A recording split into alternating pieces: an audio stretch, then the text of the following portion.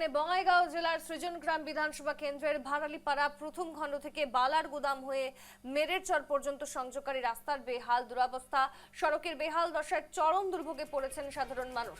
দীর্ঘদিন ধরে রাস্তার কোনো সংস্কার না হওয়ায় ক্ষোভে ফুঁসছেন এলাকাবাসী। জনজীবনের স্বাভাবিক গতি ব্যাহত হওয়ায় অবিলম্বে রাস্তা মেরামতির দাবিতে সরব হয়েছেন এলাকাবাসী। ছবি দেখাচ্ছি বঙ্গাইগাঁও জেলার সৃজনগ্রামের। দেখুন, একেবারে রাস্তা না ক্ষেত বোঝাই যাচ্ছে না। বেহাল রাস্তার জন্য কিন্তু চরম দুর্ভোগে পড়তে হয় নিত্যযাত্রীদের, স্কুল পড়ুয়া থেকে শুরু করে মহিলা সকলকেই। এবং যুদ্ধকালীন তৎপরতা এবার এই রাস্তার মেরামতের দাবি জানিয়েছেন তারা।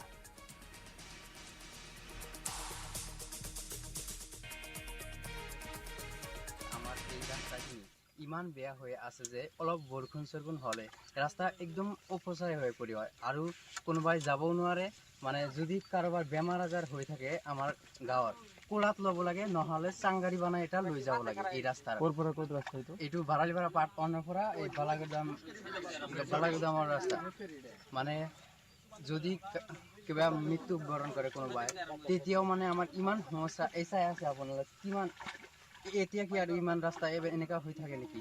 আমাৰ যোৱা প্ৰেচিডেণ্ট হৈছে, প্ৰেচিডেণ্টে কৈছে যে মই প্ৰেচিডেণ্ট হোৱাৰ লগে লগে আপোনালোকৰ ৰাস্তাটো কৰি দিম, আগতে কৰি দিম। আজি 6 মাহ পাৰ হৈ গ'ল প্ৰেচিডেণ্ট হোৱাৰ পিছতো, তেতিয়ালৈকে আমাৰ এই ৰাস্তাটো চোৱাও নাই চাগে, এনেকুৱা লাগি আছে।